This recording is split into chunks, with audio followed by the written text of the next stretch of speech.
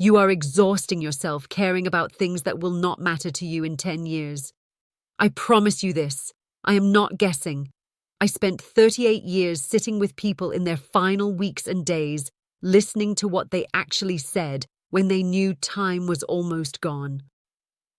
And I can tell you with complete certainty that most of what is eating you alive right now, most of what keeps you up at night, most of what you are sacrificing your peace for, will evaporate.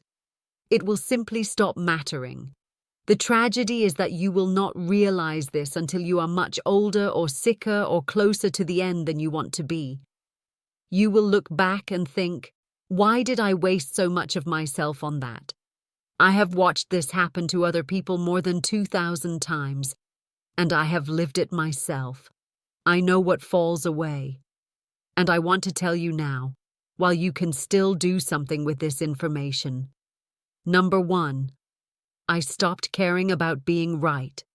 This was one of the hardest ones for me because I spent most of my life believing that if I was right about something, I had an obligation to make sure everyone else knew it.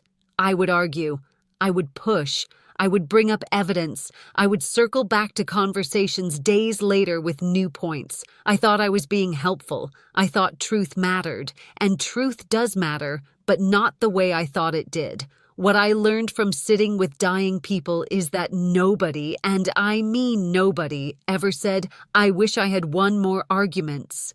Not once in 38 years. What they said was, I wish I had not let small disagreements turn into big silences. They said, I wish I had let my brother be wrong about politics without making it a war. They said, I wish I had shut my mouth and just let it go. Being right costs something. It costs energy. It costs relationships. It costs your peace. And the return on that investment is almost nothing. You win the argument and the other person resents you. You prove your point and they dig in harder. You get to feel superior for about 15 minutes and then the satisfaction fades and you are left with the same problems you had before, plus a little more distance between you and someone who used to be close. I'm not saying truth does not matter. I'm saying pick your battles. Most of them are not worth fighting. Let people be wrong. Let them think what they think. You do not need to correct everyone. You do not need to be the one who sets the record straight. Just live your life and let them live theirs. The energy you save will be enormous. Number 2, I stopped caring about being understood by everyone. There was a time when I would explain myself endlessly. If someone misunderstood my intentions, I would go back and clarify. If someone thought poorly of me, I would try to change their mind. I would craft careful explanations. I would revisit conversations. I would lie awake thinking about how I could have communicated better. This is exhausting and it does not work. Some people are not going to understand you no matter how clearly you explain yourself. Some people do not want to understand you. They have already decided who you are and what you meant, and no amount of talking will change it. So, I stopped. Now I say what I mean once. If someone does not understand or does not want to understand, that is not my problem to solve. I am not responsible for managing what happens inside someone else's head. I watched a woman named Patricia, this was maybe 1989, spend her last 3 weeks trying to write letters to people who had misunderstood her throughout her life. She wanted to set the record straight before she died.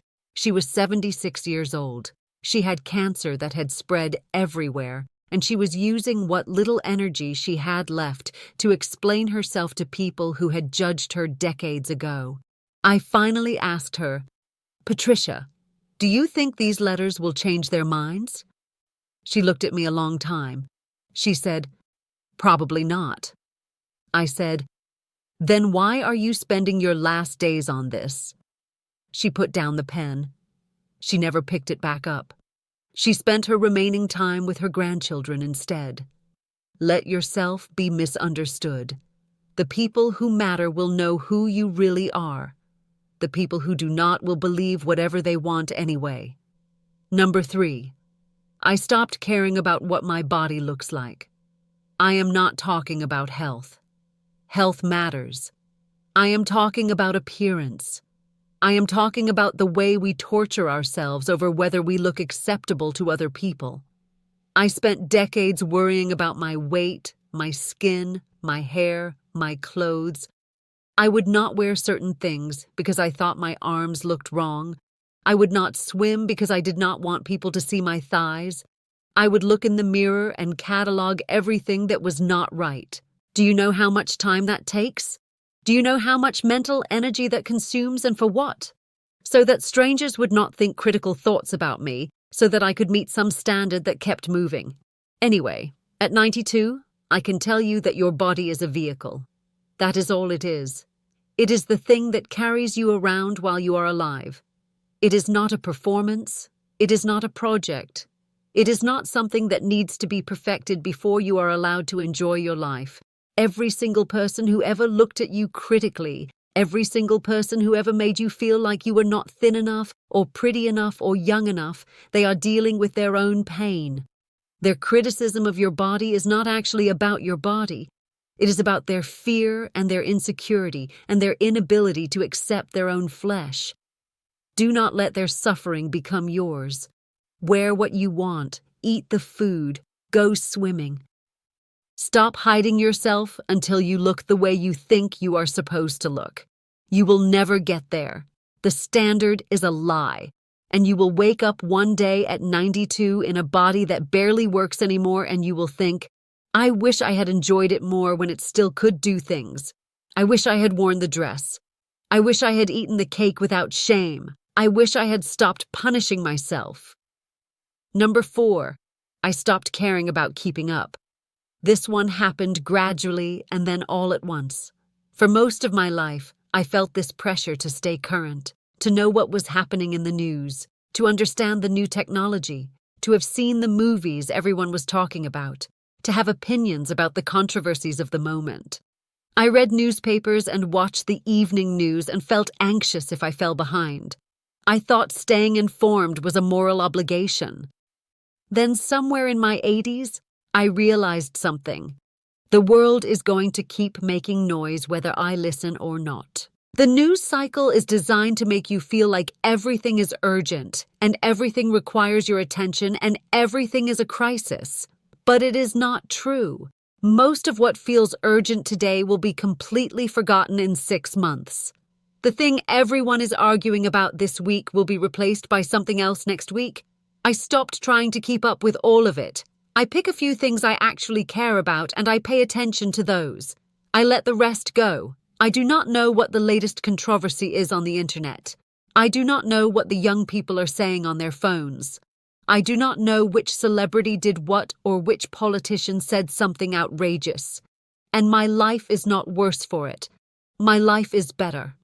I have peace. I have mental space. I have room for the things that actually matter to me. You do not have to keep up with everything. You are allowed to opt out. You are allowed to say, I do not have an opinion about that because I have not been following it. You are allowed to let the noise pass you by and focus on what is real and close and true. Number 5, I stopped caring about old grudges. I held on to resentments for decades. There were people I had not forgiven for things they did in the 1960s. I would think about them and feel the anger rise up in me like it was still fresh. I kept mental wrongs done to me. I rehearsed conversations I would never have. I fantasized about confrontations. And the whole time, the people I was angry at had no idea. They were living their lives. They had probably forgotten whatever they did that hurt me. The only person being harmed by my grudge was me. I was carrying this weight around everywhere I went, and they were not carrying anything. In hospice work, I saw this pattern over and over. People on their deathbeds suddenly desperate to forgive or be forgiven. Families scrambling to repair decades of distance in the final days.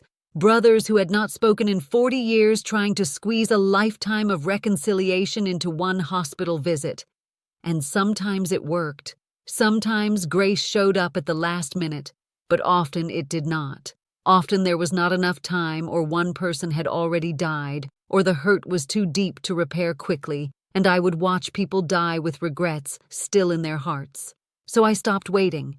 I forgave everyone, not because they deserved it and not because what they did was okay. I forgave them because I did not want to carry it anymore. Forgiveness is not a gift you give to the person who hurt you. It is a gift you give to yourself. It is putting down a weight that was never doing anything except making you tired. I do not think about those old injuries anymore.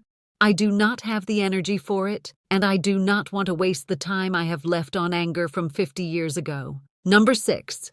I stopped caring about what my adult children think of my choices. This one will be controversial. I know that. But I raised 3 children. I gave them everything I had for decades. I sacrificed. I worried. I lost sleep. I made choices I did not want to make because I thought it was best for them. And then they grew up. They became adults with their own lives and their own opinions. And somewhere along the way, I realized I was still trying to please them. I was making decisions about my own life based on whether my children would approve. I was afraid of their judgment. I was afraid they would think I was being foolish or selfish or making bad choices. My children love me. I know they do. But they are not always right about what is best for me. They worry about me the way I used to worry about them. And sometimes their worry leads them to opinions I do not share. When my husband Tom died in 2012, they thought I should move into assisted living immediately. They thought living alone was dangerous. They had all these ideas about what I should do with my own life. And I listened. I considered their perspective.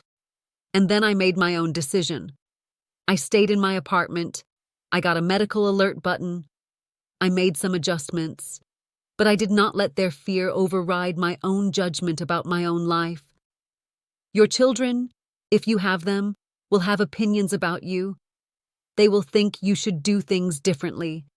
They will worry. They will sometimes try to control you because they love you and they are scared. But you are still you.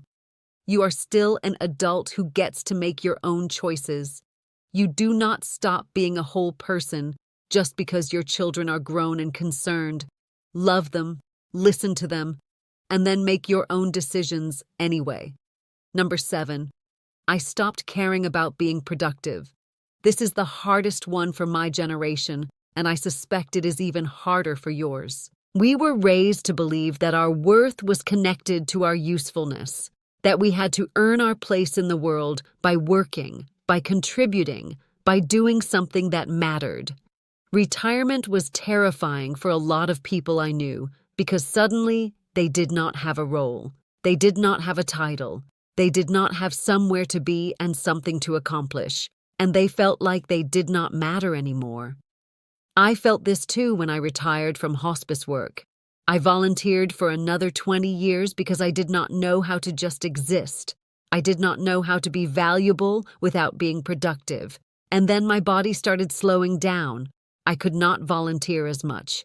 I could not do as much. I had to learn to just be. This was one of the most difficult lessons of my life, learning that I am still worthy of love and space and air and food even when I am not producing anything. Learning that I do not have to earn my existence. Learning to sit in a chair and read a book and not feel guilty that I am not doing something useful. You are not a machine. Your value is not measured by your output. You are allowed to rest. You are allowed to take time that does not produce anything. You are allowed to have hours and days that are just for being alive, not for accomplishing. The cult of productivity is lying to you. It is telling you that every moment must be optimized, every hour must count, every day must move you towards some goal. But that is not how a good life is actually lived. A good life has space in it. A good life has rest. A good life has moments where you are doing nothing except existing, and that is enough. I am 92 years old. I have watched over 2,000 people die. I have seen what they let go of and what they held on to. I have heard what they wish they had done differently. And the through line, the common thread is this. They cared too much about the wrong things for too long. They gave their precious energy to battles that did not matter, to appearances that faded, to grudges that poisoned only themselves, to opinions of people who barely knew them, to an endless treadmill of staying current and staying productive and staying relevant. And at the end, none of that was what they wanted. They wanted peace. They wanted the people they loved around them. They wanted to know that their life had meant something to someone. They wanted to feel like they had not wasted it. You are wasting it right now, some part of it at least. Some part of your energy and your attention and your heart is going to something that does not deserve it. I cannot tell you exactly what that is for you, but I can tell you it is there, and I can tell you that you do not have to wait until you are 92 or until you are dying to start letting it go. Put it down now. Stop caring about it today.